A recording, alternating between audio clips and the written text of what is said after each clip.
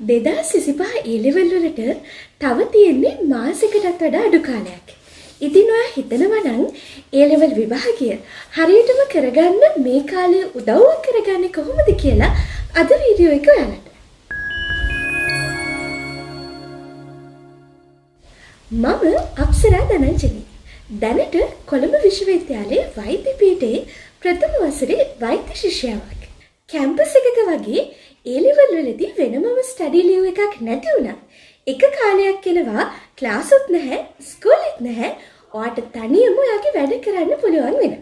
ඉතින් අන්නේ කාලේ කොහොමද මම ෆස්ට් ටයිම් දිස්ත්‍රික්කේ පස්වෙනිය වෙලා කොළඹ මෙඩිකල් ෆැකල්ටියට යන්න යොදාගත්තේ කියලා තමයි අද වීඩියෝ එකෙන් කියන්නේ.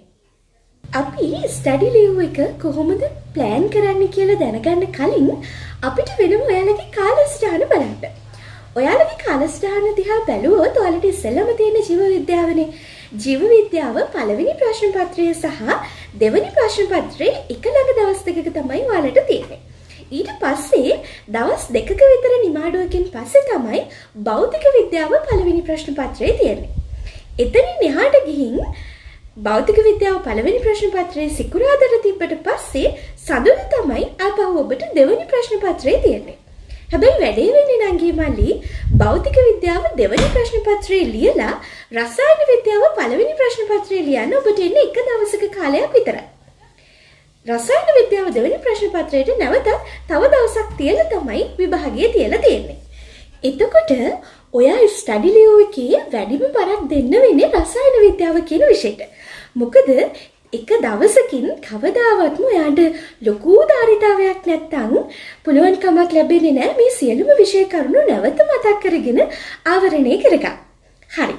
දැන් මේ විදිහේ අවබෝධයකින් පස්සේ මම කියන්නම් මම ඔයා වුණා නම් මේ කාලේ කොහොමද කළමනාකරණය කරගන්නේ කියලා. සාමාන්‍යයෙන් මට විභාගයකට මම හොඳට සූදානම් කියලා දැනෙන්නේ අදාළ විෂය ගැන මට හොඳ විශ්වාසයක් තියෙනවා. හිතන්නකෝ ජීව විද්‍යාවට කලින් දවසේ මට හිතෙනවා නම් මම දැන් පාඩම් කරලා තියෙන මට ලියන්න පුළුවන් කියලා. එතකොට තමයි මං ගැන විශ්වාසය මට ඇති වෙන්නේ. එහෙම ඇති කරගන්න නම් මං අනිවාර්යයෙන්ම අවසන් දවස් දෙක ටික ජීව විද්‍යාව සඳහා පමණක් වෙන් කරන්න ඕනේ. මම ස්ටඩි ලීව් එක පටන් ගන්න සති දෙකේ පළවෙනි සතිය ආරම්භ ජීව විද්‍යාව බලලා අන්තිම දවසේ ආයෙ බලන්න පටන් ගත්තට මට හිතෙනවා මම මුකුත් බලලා නැහැ, මට මුකුත් මතක නැහැ කියලා.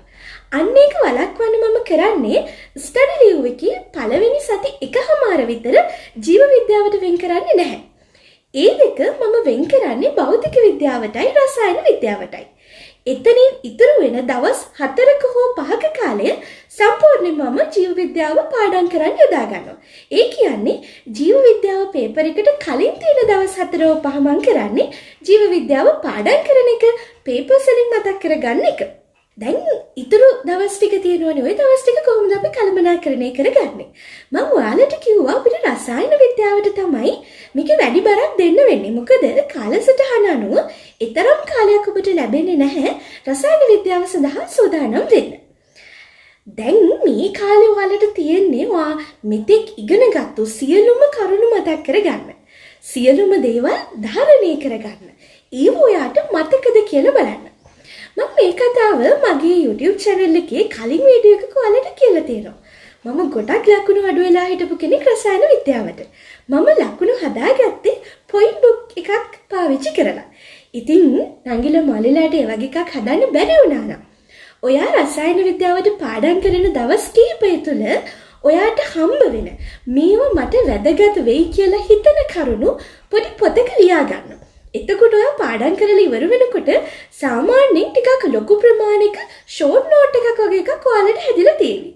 ඒ ෂෝට් නෝට් එක ඔයාට පුළුවන් රසායන විද්‍යාව පළවෙනි ප්‍රශ්න පත්‍රයට කලින් දවසේ බලලා අමතක තැන් විතරක් මතක් කරගෙන යන්න. දැන් ඒ විදිහට මම කිව්වේ සති දෙක ස්ටඩි ලීව් එකේ සති දෙකේ ආරම්භක දවස් කිහිපයට කැමති විදිහට රසායන විද්‍යාවට වැඩි බරක් දෙන විදිහට භෞතික විද්‍යාවත් මතක් වෙන විදිහට බෙදාගෙන අන්තිම දවස් ටික ජීව විද්‍යාවට යොදා ගන්න. එතකොට මේ ස්ටඩි ලීව් කාලය ඇතුළතදී ඔයාලට වෙනවා පාඩම් කරන්න වගේම ඔයාලා මෙතෙක් කල් කරපු පේපර්ස් නැවත පාරක් මතක් කරගන්න.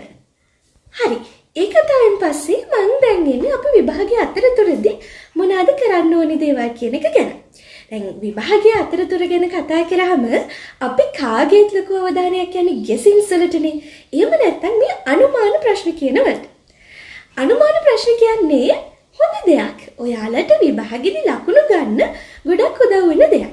හැබැයි අනුමාන ප්‍රශ්න මැත්තේම ඔයාලා ඉන්න එපා. මොකද සමහර වෙලාවට අනුමාන ප්‍රශ්න එකක්වත් පේපර් එකට නැති වෙන්න පුළුවන්. ඒ නිසා අනුමානත් බලන්න. හැබැයි අනිත් කොටස් මගහැරවා ගන්න එපා. එහෙම නොවුනොත් ආට විභාග වෙලාවේ ලොකු ආතතියක් එයි.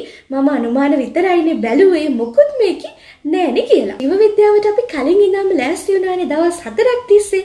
ඔය ලෑස්ති වුණු එක සහ ඔය එක පාඩමක් පාඩම් කරලා ඉවරුනහම ඒකේ පේපර්ස් ටික බැලුවම ඔයාට පුළුවන් කිසිම බයක් නැතුව ජීව විද්‍යාව පළවෙනි ප්‍රශ්න පත්‍රයට ලියලා හොඳින් ඒකට ලකුණු ගන්න. දැන් එතනින් පස්සේ වෙන දවසේ තියෙනවනේ සාමාන්‍යයෙන් ඔයා පේපර් එක ලියලා ගෙදර ආපු මොහොතේ සිට ඊළඟ දවසේ පේපර් එක ලියන්න පිටත් වෙන කාලය දක්වා වෙලා ඔයාට තියෙනවා දෙවෙනි ප්‍රශ්න පත්‍රය වෙනුවෙන්. මේකද ඔයා කරන්න ඕනේ වැදගත් දෙයක් තියෙනවා. පළවෙනි ප්‍රශ්න පත්‍රයට බැලුවේ MCQ එකකට හරියන විදිහට විතරක් නම් හොඳට නැවත අනිත් ටිකක් මතක තියාගන්න වෙනවා. මොකද රචනාවක් නෙවට ලියන්න වෙන්නේ. ඉතින් ඒ වගේම තමයි ඔයාට හිතුණා නම් පළවෙනි ප්‍රශ්න පත්‍රය දිහා බැලුවම පළවෙනි ප්‍රශ්න පත්‍රයේ මේ කොටසට දීලා තියෙන ටිකක් අඩු බරක් කියලා. උදාහරණයක් විදිහට හිතන්නකෝ බහිශ්‍රාවී පද්ධතියෙන් එයාලා එක MCQ එකක්වත් දාලා තිබ්බේ නැහැ කියලා. එතකොට ඔයාලට හිතන්න පුළුවන් හරි ඇයි මේක දැම්මේ නැත්තේ? එහෙනම් මේකේ විශාල සම්භාවිතාවයක් තියෙනවා ඔයාලට දෙවෙනි ප්‍රශ්න පත්‍රයේ මේ කොටසින් ඔයාගෙන් ප්‍රශ්නයක් අහන්න. ඉතින් ඒ විදිහට අර MCQ එක ගැන මතකයෙන් ගෙදර ඇවිල්ලා පොඩක් බලන්න මොනවාද දෙවෙනි ප්‍රශ්න පත්‍රයට එන්න හැකියාව තියෙන්නේ කියලා. ඒ වගේම essays වලට ඔයා කලින් ලියපු essays ටිකක් බලාගෙන යන්න, ප්‍රැක්ටිකල් එකත් පුළුවන් නම් උඩින් පල්ලෙන් බලාගෙන යන්න. නිර්වචන ටික පාඩම් කරගෙන යන්න.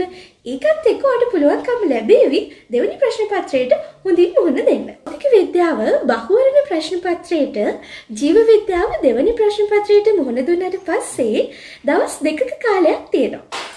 මේ කාලෙදී ඇතුළතදී ඔබ ඉගෙනගත්තු විෂය කරුණු මතක් කරගන්න, කෙටි ක්‍රම මතක් කරගන්න, සූත්‍ර ටික මතක් කරගන්න, මූල ධර්මයන් මතක තියාගන්න කාලය ප්‍රමාණවත් වෙයි කියලා මම හිතනවා. එහෙම ඒ දේවල් මතක තියාගන්න ගමන් ඉස්කෝලේදී හදපු, පන්තිවලදී හදපු, පාස් පේපර්ස් වල හදපු අමාරු සහ එයි කියලා හිතෙන ගණන් තියෙනවා නම් මේ පාඩම් කරන අතරතුරේදීම ඒවත් එහෙමම බලාගෙන හදන්න වෙලාවක් ඉන්නේ නැත්තම් ගාන හදන හැටි හරි හිතින් හිතා ගන්න. මොකද අපි සාමාන්‍යයෙන් ගණන් හදන්න කියොත් මේ කාලේ ලොකු වෙලාවක් යනවා. හදලා දැන් හොඳට පුරුදු නිසා අපිට හිතින් ගාන මතක් කරලා උත්තරේ එන වද කියලා බලන එක මම හිතනවා මේ කෙටි කාලය ඇතුළතදී කළමනාකරණය කරගන්න පුළුවන් වෙයි කියලා.